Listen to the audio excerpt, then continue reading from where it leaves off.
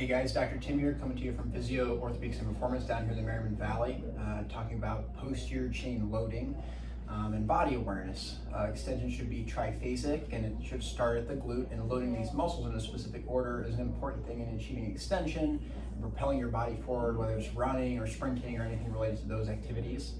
So I have 3 movements that I like that can be considered either part of a warm-up or part of a rehab protocol if that was prescribed by your physical therapist, chiropractor, or medical doctor. So the loading sequence I like is lateral stability, glute stability, glute activation, and then hamstring activation or hamstring stability. So with a band and a loop around your hips, we will prescribe a sideline position, clamshell. We abduct, feel that muscle get tense, hold for 30 to 60 seconds.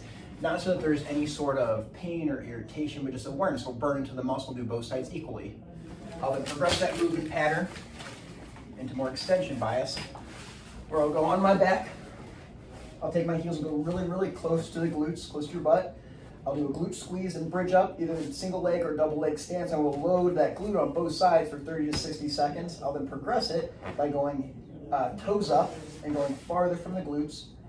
Glute squeeze, turn the glutes on, hamstring, pull your heels towards you, turn hamstrings on, and bridge up and go double leg or single leg stance in that position to really get all those muscles firing in the proper order.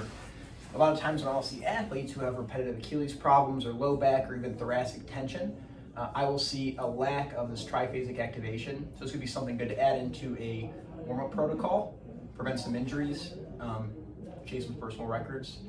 If you guys need a helping hand, feel free to check us out online, and I will see you guys soon.